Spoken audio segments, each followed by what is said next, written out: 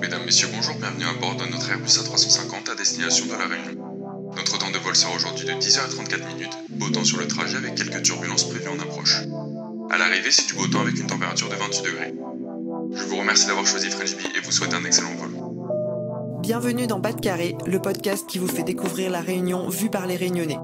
Je suis Fabienne et je pars à la rencontre de Réunionnais désireux de vous guider à travers leur île. Entre mer, montagne, volcans, cuisine, culture et tradition, nous sommes heureux de partager notre île avec vous.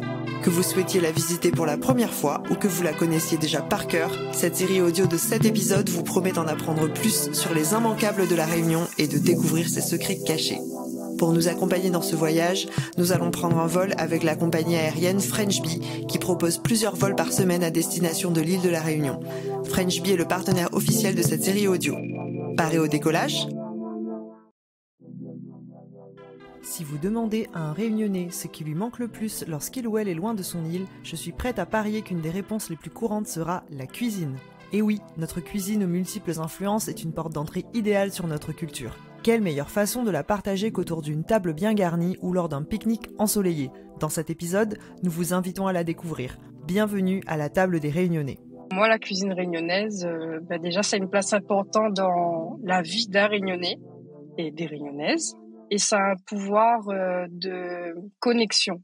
Je pense que ça a un vrai pouvoir de connexion familiale, mais aussi entre amis. Et puis, pour faire de nouvelles rencontres, je trouve que ça a une grande importance, en fait. Lorsque je pousse la porte du restaurant de Monsieur Klein, on est déjà en train de s'affairer en salle et les bruits de cuisine résonnent. Au Vieux Créole, on propose 11 plats différents au buffet et pas n'importe lesquels. Des carrés créoles, des grains, du riz, accompagnés de plusieurs rougailles, de quoi composer une véritable assiette réunionnaise. Un repas créole, ça fait du riz. On prend le riz, on met des grains dessus. Les grains, ça doit être du pois, des haricots, de lentilles. Et on met le carré dessus. C'est ça l'assiette créole. Avec son chapeau créole bien vissé sur la tête, Alix Klein me raconte son histoire et comment il est devenu la propre effigie de son restaurant. Car en fait, c'est lui le vieux créole.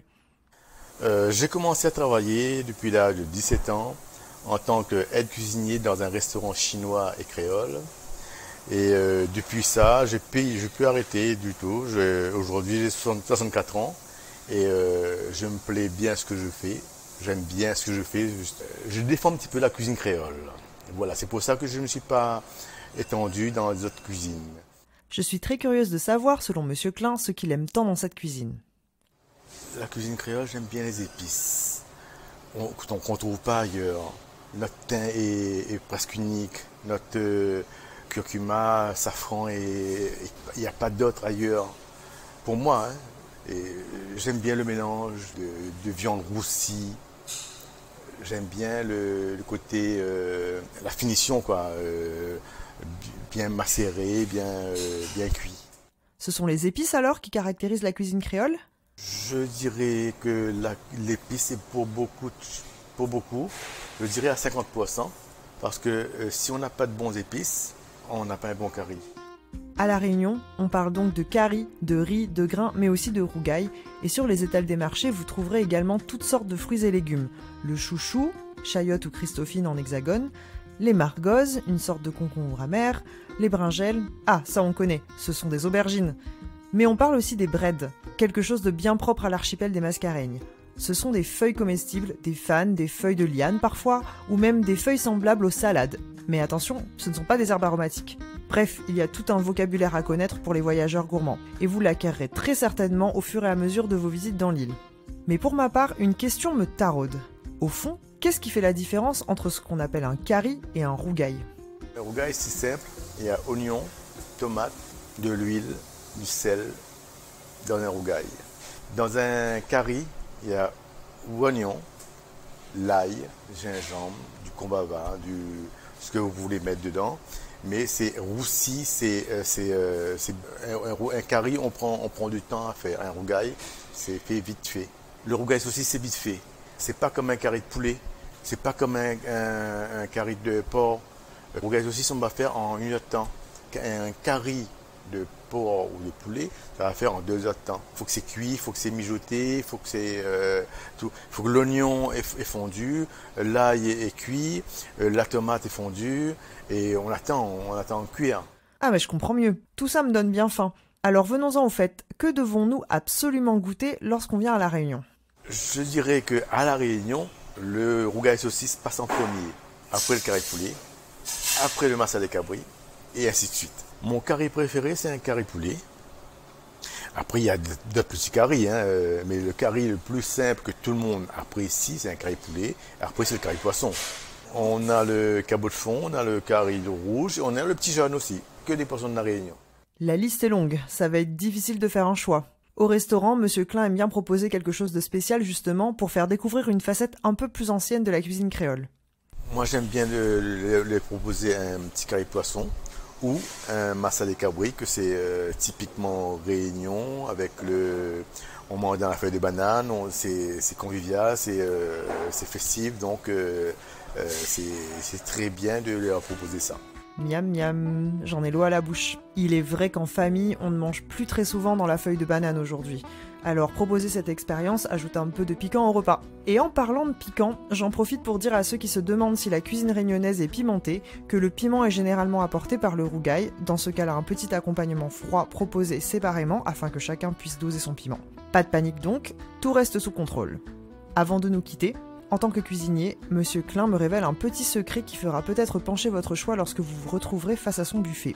Il s'agit du plat créole le plus difficile à préparer selon lui. Et ce n'est pas le curry poisson, même s'il faut bien maîtriser sa cuisson. Le plat créole le plus difficile à préparer, c'est les civets, parce qu'ils prennent du temps, il faut laisser macérer, il faut laisser le temps de prendre le goût de macération et après faire cuire, roussir, et comme pareil, il faut quand même du temps à faire cuire. Le civet, les épices changent. Et le vin, on ne met pas de vin dans un curry, et dans le civet, on met du vin, du girofle, des herbages, des épices de La Réunion, les 4 épices, le thym, beaucoup de thym, beaucoup de choses comme ça. Cette rencontre m'a donné envie de redécouvrir la cuisine de l'île. Et pour ce faire, je retrouve mon amie Carole Waro, alias la Petite Créole, qui explore l'île pour partager notamment ses plats et adresses préférées depuis plusieurs années sur son blog et sur son compte Instagram. C'est une véritable amoureuse de la cuisine réunionnaise. Pour moi, la cuisine réunionnaise, c'est un mélange de beaucoup d'influences qui font un cocktail, j'ai envie de dire, parfait. L'avantage, en fait, c'est qu'on peut voyager avec une bouchée de kahari ou de rougail à La Réunion. On va retrouver des influences chinoises, des influences indiennes, des influences africaines, des influences aussi européennes, évidemment. Et c'est ce mélange-là, pour moi, qui fait que ça fonctionne. Il y en a pour tous les goûts. Qu'on aime manger pimenté, qu'on aime manger épicé, qu'on aime manger du riz, qu'on aime manger de la salade. Je pense qu'il y a vraiment de quoi faire plaisir à tout le monde. Je pense que la cuisine réunionnaise, elle peut réunir tout le monde. En parlant de réunir des gens, pour cet épisode, une autre gourmande, Romane, alias Forme Créole, est de la partie. Depuis l'Hexagone, Romane partage elle aussi ses coups de cœur gustatifs réunionnais sur Instagram. Alors mesdames, quel est votre plat créole préféré ? Le curry poulet, voilà, au feu de bois. On va dire que ça me rappelle mes grands-parents, qu'en fait, ils élevaient les poulets. Et du coup, ils m'ont appris aussi à être dans cette tradition-là de... élever les poules, même les lapins, jusqu'à l'assiette, quoi. Le curry poulet de ma mamie, ouais. C'était vraiment tous les dimanches quasiment, on mangeait curry poulet en fait. Et moi, en fait, depuis toute petite, je mange les os. Donc, il y avait toujours un petit peu bataille pour celui qui va avoir le cou ou bien le rein. Ça, c'est mes 2 morceaux préférés. Donc, vraiment, le curry de mon enfance, ça va être plutôt le curry poulet. Le curry poulet fait décidément l'unanimité. En discutant avec Carole et Romane, on comprend aussi que la cuisine créole, ce n'est pas qu'une question de plat ou de saveur. Cette cuisine, elle est intimement liée à nos souvenirs d'enfance et à notre famille. Quand on me parle de cuisine réunionnaise, moi je pense au dimanche en famille, que ce soit les pique-niques, ou même tout simplement le dimanche chez mémé en fait, où on arrive le matin, chacun nous donne un petit coup de main pour finir le manger du jour, que ce soit pour hacher à l'affaire, pour donner un petit coup de cuillère dans le marmite. Donc c'est vraiment cette notion où tout le monde participe depuis la préparation jusqu'à la dégustation, où on s'assoit, où on fait passer les plats, il n'y a pas de chichi, et voilà, même dans l'assiette il peut y avoir plusieurs caries, on mange une petite bouchée de chaque à chaque fois, etc.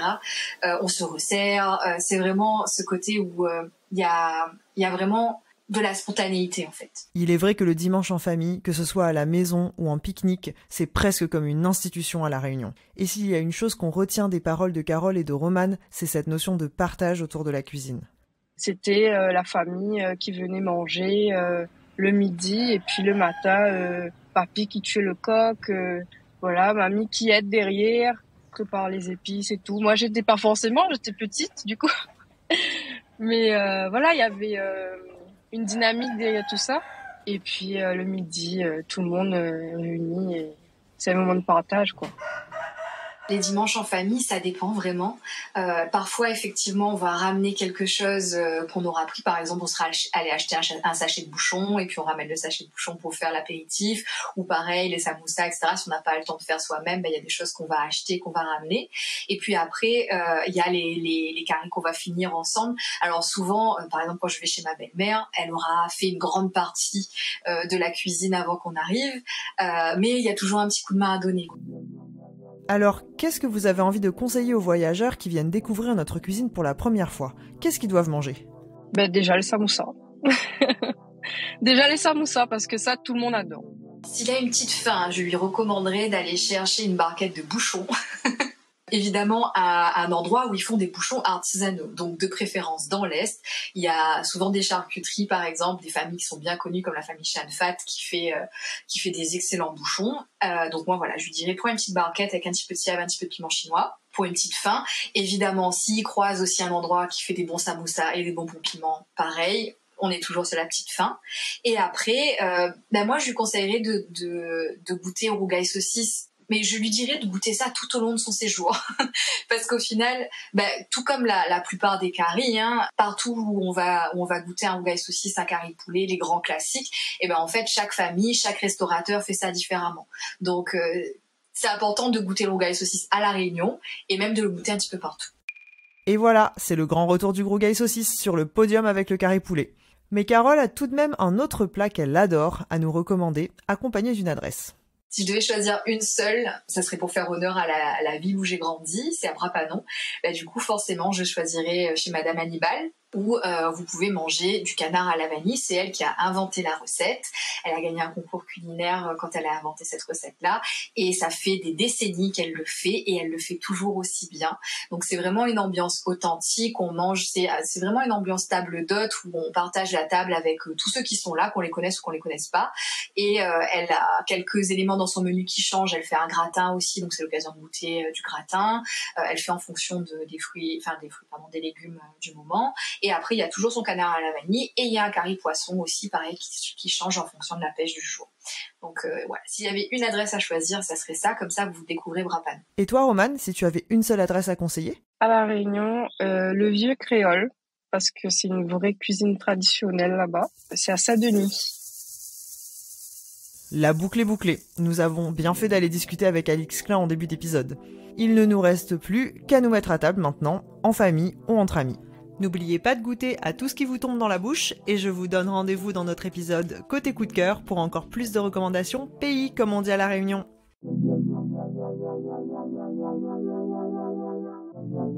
Merci d'avoir écouté Pas de Carré. Pas de Carré est le média des Réunionnais du monde entier. Vous pouvez aussi nous retrouver sur Instagram.